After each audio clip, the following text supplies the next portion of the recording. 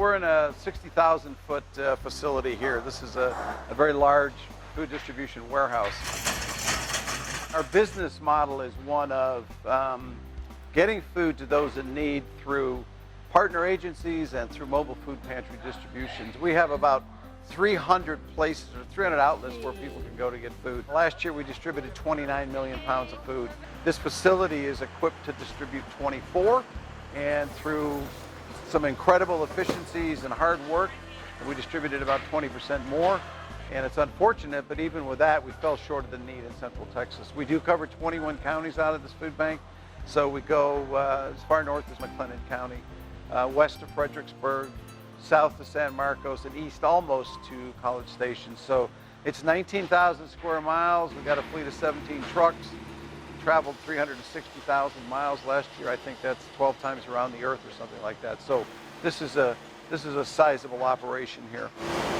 Our sources of food, about 1/3 of the food that comes into this food bank comes in through the U.S. Department of Agriculture through a program called the Emergency Food Assistance Program.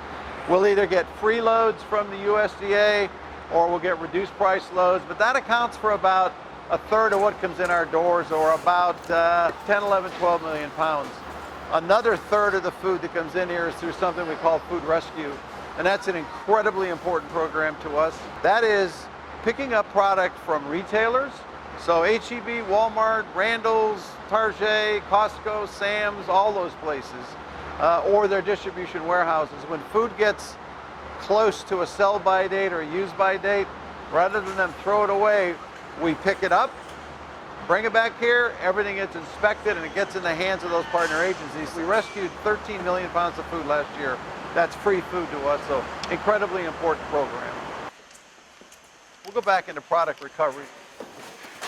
Over here, we'll take younger youth groups. We take volunteers from age 8 on up, and they might do bulk sorting of rice or bulk sorting of pinto beans or something like that and put it into Ziploc bags to give to people. We have volunteer shifts in the morning and the afternoon, 6 days a week. So folks will come in and they go through some training, depending on what they're sorting that day, whether it's frozen product or whether it's canned product, what to look for, because we cannot have any compromise with safety. If something isn't right, you got to throw it away, okay? Even if you think it may look good. So we sort of train everybody on what to look for, and they throw away stuff if anything is questionable. The product then goes on a conveyor belt. It goes into pre-labeled boxes like this, and depending on what the product is, then they'll load these up on these pallets, and when they get 6 by 6, they shrink wrap it with saran wrap, and they take it out and they put it on the shelf. So it's a constant process, and this is a great team building thing. We have 90 employees here that do all this work. Last year we had, thanks to the generosity of folks in Austin and around the area, 95-ish thousand volunteer hours. That's the equivalent of another 45 full-time employees. And a lot of what they do is inspect the food for safety reasons. And it becomes competition, it becomes team building. And when people get done and they walk out of here, they feel good about what they've done for those in need in the community. This is our refrigerator here. We call this shop floor, and whatever is here between this wall and that door is stuff that we haven't put into inventory because we never know what we're going to get. Some days it's eggs. We got milk today. You get some fresh produce in here. So when partner agencies come in to pick up the product that they ordered, they can come in here and take as much of this as they want in addition to what they ordered. A little bit chilly in here, but this is our freezer. And having cooler space, having freezer space allows us to extend the life of food, especially the food that we pick up that's nearing a sell-by date. We got to turn it so fast, we can use a lot more than what we've got today. This is our warehouse for all the dry product, and if you're looking at this stuff, you'll see a lot of pallets of food up there that have come directly from the U.S. Department of Agriculture.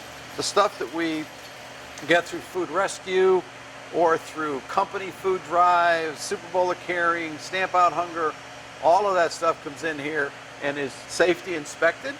And then it gets shrink wrapped and it goes on the shelves. But most of what you see on these shelves will be stuff where we've got case lots from the USDA. This holds 2 million pounds of food.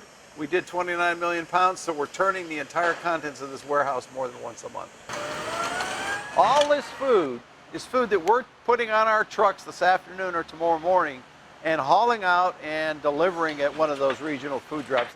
Caritas of Waco, this is going out tomorrow morning. This is going up to Belmead. So everything you see here is stuff that's been ordered that we're going to take to partner agencies that are more than 30 miles away. So the close-in folks pick up here. The folks that are further away, we load up and deliver. If you're running a partner agency that's within about 30 miles of this food bank, what you would do is you'd go online, you'd order what you want to pick up, and we stage it over here, and during the morning and the afternoon, folks will show up on this dock out here. They will come at their appointed time, and they will load up their vehicles, whether it's trucks or cars or station wagons, and they will take the food back to their agency to distribute to the people in need. The Capital Area Food Bank is part of the Texas VOAD group of volunteers active in the disasters. So Capital Area Food especially is part of the Central Texas VOAD. So when a disaster develops, we are the go-to nonprofit agency for donation management. So that being said, one of the things we learned, the community learned a few years back, was that food banks are very good in supply chain management. So we ship and receive product and we distribute product very well. So we rely on that distribution supply chain as an element to disaster preparedness. So food banks are the go-to nonprofit for donation management. So what we typically do in these type of situations, when we are called in for that process, we will go to that site where they are collecting food.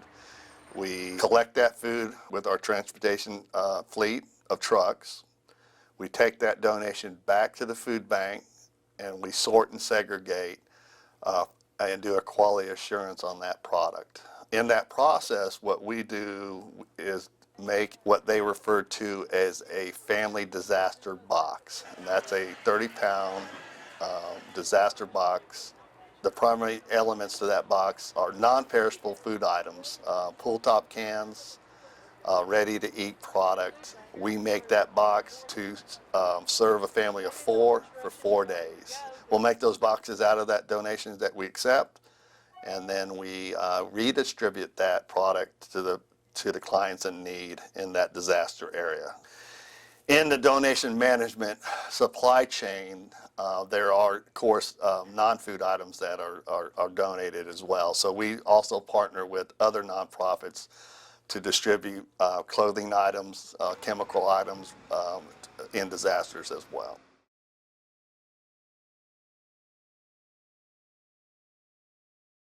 In addition to food distribution, programs that we do today that are focused on children, our Kids Cafe program, where during the school year, kids can get a meal after school who might not get a meal at home in the evening. So we do that with a number of school districts and boys and girls clubs and places like that. In addition, we do a summer food service program for kids who might get a free or reduced price lunch or breakfast during the school year. They're not getting that in the summertime. So we, 4 years ago, took on a summer food program where we distribute meals to kids, a meal for lunch and an afternoon snack during the summer months. And this year, for the first time, we initiated a pilot backpack program. So at a place where we're distributing meals to children at lunchtime, when they finish their meal, we give them a backpack that they take home that has 4 shelf-stable meals in it to get them through the weekend. So there's 2 breakfasts and there's 2 lunches. This program, we are going to expand it next year so that we go full 12 months so that a child will never go hungry. So we've got those specific programs for kids. We have a program called HOPE, which is Healthy Options Program for the Elderly, where senior citizens get an additional bag of food, 15 to 20 pounds of food, in addition to what they normally get during their normal distribution during the month. So it's additive to what they get. Programs where we don't actually distribute food, we have nutrition educators on staff who are out every day in schools teaching people how to read nutrition labels, teaching them how to cook with better ingredients. Maybe it's brown rice instead of white rice, and the nutritional benefits of doing that. We also have social service outreach folks on staff who are out talking with the clients as they're receiving food to help them understand if they're eligible for food stamps, because a lot of people don't understand that.